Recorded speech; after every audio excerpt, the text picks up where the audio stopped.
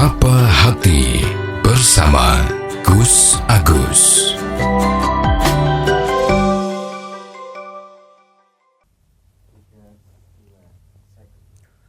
Assalamualaikum warahmatullahi wabarakatuh. Alhamdulillah, bismillah, wala hawla wala quwata illa billah. Qala Allahu ta'ala fil Qur'anil Karim, a'udzu billahi minasyaitonir rajim, bismillahirrahmanirrahim. Subhanaka la ilma lana illa ma 'allamtana innaka antal alimul hakim. Wa qala aidan, qala rabbi shrah li sadri wa yassir li amri wahlul 'uqdatam min lisani yafqahu qawli, amma ba'du. Sobat Dimas Diajeng yang berbahagia, marilah kita senantiasa panjatkan puji syukur kepada Allah Subhanahu wa taala, yang mana atas limpahan nikmat yang Allah berikan kepada kita, khususnya adalah nikmat iman dan juga kesehatan buat kita semuanya. Alhamdulillah, pada kesempatan ini kita masih bisa bertemu kembali. Sobat Dimas Diajeng yang berbahagia, kalau bicara soal masalah kurban ini memang ya banyak pernik-perniknya gitu kan kalau di masyarakat itu.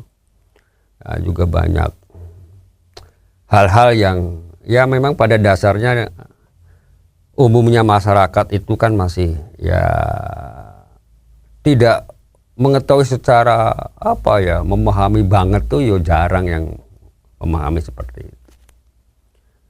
Ya, rata-rata ya kalau masyarakat yang biasa-biasa itu, yang umum itu ya sekedar mengetahui, sekedar mengikuti, ya baik gitu ya, asal memang mengikuti hal-hal yang baik gitu ya. Cuman kadang-kadang kan di masyarakat itu ada banyak pertanyaan ya, apalagi yang berhubungan, karena ini kan hubungannya dengan kurban itu adalah ibadah gitu ya Mas.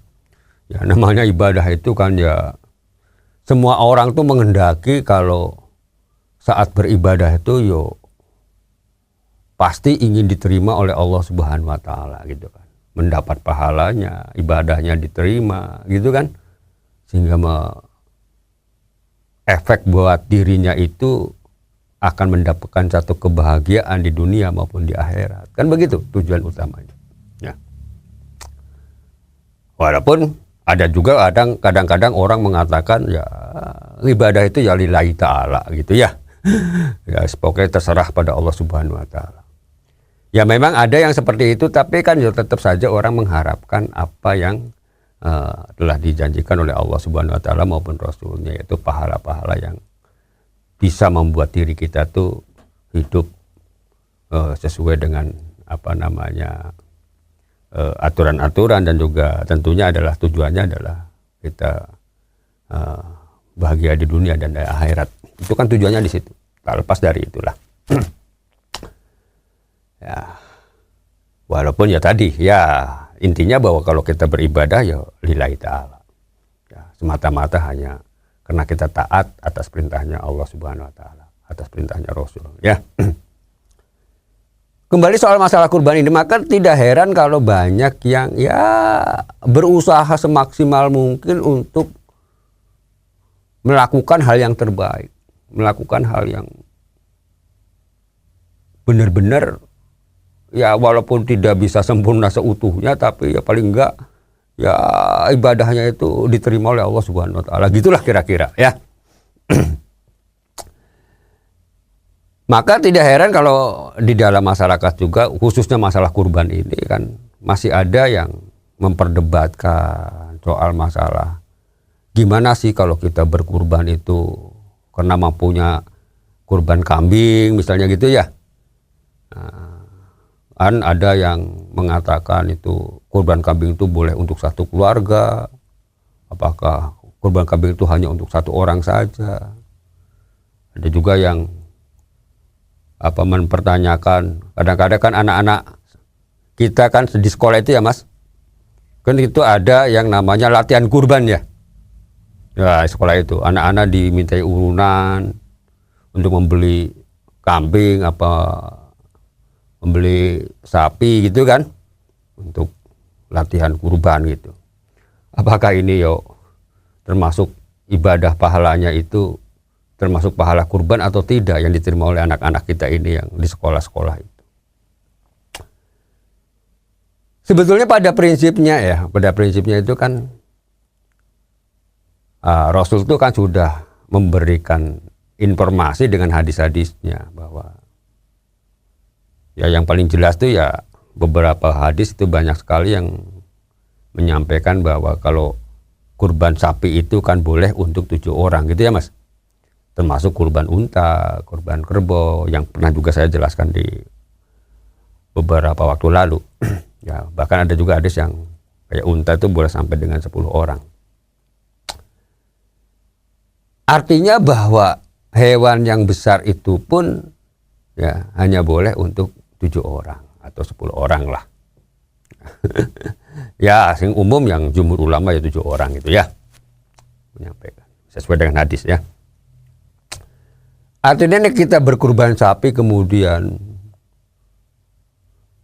diperuntukkan untuk lebih dari 7 orang atau tadi saya katakan ada juga yang pernah 10 orang. Ya tentu tidak mungkin gitu kan, karena memang sudah ada aturannya,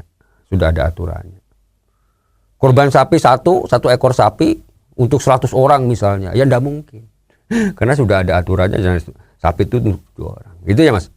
Ya, apalagi 1 ekor sapi untuk lebih dari 1.000 orang, apa 1 desa gitu ya Mas. Ya, sekecamatan menunggu, ya tidak mungkin juga ya. Karena memang sudah ada aturan.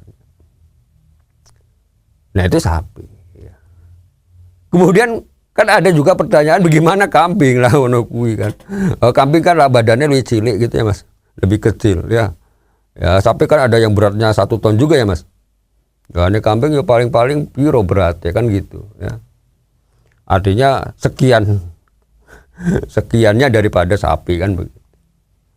Nah, kalau kambing digunakan 1 ekor kambing dikurbankan untuk 1 keluarga ya secara logika akal kita saja ini ya. Ya koyone orang mungkin toh, wong sapi aja maksimal 7 apa meneh nek kambing kan begitu. Ini nek ngomong ya dipersembahkan oleh ya gitu ya. Yang dipersembahkan oleh nek sapi 7 orang kalau kambing. Nah, ini kambing itu oleh 1 orang. Jadi kan ada kan hadis Nabi yang di dalam doa Nabi itu pada saat menyembelih itu kan Nabi berdoa, ya Allah terimalah kurban saya, artinya saya Muhammad, keluarga saya juga umat saya gitu kan. Bisa dibayangkan kalau itu memang artinya pahala kurbannya itu adalah untuk semua umatnya gitu kan. Ya berarti bebas awake dhewe nggak usah kurban gitu kan Mas. Sudah cukup diwakili oleh, ya ini ngomong ekstrimnya tapi ya nggak begitu maksud saya ya. Ya, cukup diwakili oleh Nabi Muhammad gitu aja ya. Tapi kan bukan begitu maksudnya ya. Jadi artinya kita hanya ingin menyampaikan bahwa pahala kurban itu ya karena begini, karena dalam 1 keluarga itu kan Nabi pernah menganjurkan lewat hadisnya itu setiap tahun dianjurkan atau disunahkan untuk berkurban 1 keluarga itu. Maka hukum ini menurut para ulama fikih itu ya. Maka hukum berkurban di dalam 1 keluarga itu kalau salah 1 keluarga itu ada yang berkurban, apakah sapi, apakah kambing gitu ya. Maka keluarga lainnya yaitu hukumnya menjadi sunnah kifayah. Ya, jadi maksud saya begini. Jadi hukum berkurban dalam 1 keluarga itu adalah sunnah kifayah. Sehingga kalau salah 1 orang dalam keluarga tersebut ada yang berkurban, maka gugurlah keluarga yang lain, maksudnya orang-orang dalam 1 keluarga itu yang tidak berkurban itu gugurlah kesunahannya. Nah, kan begitu ya. Jadi ada namanya hukum sunnah kifayah. Maka dari ini bahwa kalau dalam 1 keluarga itu ada yang berkurban 1 ekor kambing misalnya, maka pahalanya itu memang untuk semua keluarga itu akan merasakan. Ya, merasakan pahalanya, merasakan syiarnya, kan begitu. Namun untuk kurbannya sendiri adalah untuk satu orang atau oleh satu orang, untuk dipersembahkan oleh satu orang. Kira-kira begitu ya, maksudnya seperti itu. Karena kalau kita melihat dari apa yang disampaikan oleh Imam Ibnu Hajar, itu menjelaskan bahwa praktek kurban Rasul itu menurutnya adalah kurban memang untuk satu orang. Tetapi orang yang berkurban dapat berbagi pahala kepada orang lain. Jadi kalau misalnya saya berkurban, kemudian kurban itu saya hibahkan pahala ini pada orang lain, apakah itu dalam keluarga ataupun bukan keluarga, itu ya tetap diperbolehkan. Kan begitu. Tapi statusnya kurban kambing itu adalah untuk satu orang. Jumhur ulama di sini ya, jumhur ulama pendapat ya, sebagian besar ulama itu sepakat bahwa satu ekor kambing ini hanya boleh dipersembahkan oleh satu orang saja. Jadi hanya boleh dipersembahkan oleh satu orang saja. Jadi oleh satu orang. Jadi bukan oleh beberapa orang, ya oleh satu orang. Perkara duitnya itu hasil patungan itu mungkin kurang, anaknya nyumbang gitu. Ya enggak apa-apa. Yang penting satu ekor kambing, tapi ya untuk siapa sih? Ya sebenarnya oleh apakah untuk bapaknya, apakah untuk anaknya. Tapi pahala ini akan otomatis satu keluarga itu akan merasakan semuanya, mendapat pahala maksudnya. Ya. Sobat Dimas di Ajeng yang berbahagia. Jadi ingat, dalam satu keluarga di sini yang dimaksud di sini adalah satu keluarga itu adalah orang yang ada di dalam rumah itu sendiri, yang menjadi tanggungan daripada si suami itu. Kalau suami itu kan punya kewajiban untuk menafkahi gitu ya, dalam apa yang ditanggungnya itu. Artinya keluarga ini adalah yang ada dalam satu rumah. Ya, apakah itu anak-anaknya, istrinya, apakah itu orang tua yang ada di rumah itu yang menjadi tanggungan suaminya gitu kan, termasuk juga mungkin pembantunya yang memang tinggalnya di situ gitu.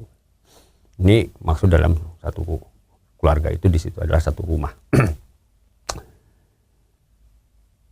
Demikian, semoga ada manfaatnya, dan apabila ada hal yang hilap di dalam menjelaskan ini, ya kami juga mohon maaf ya, karena ini memang urusan ini memang banyak khilafiyahnya.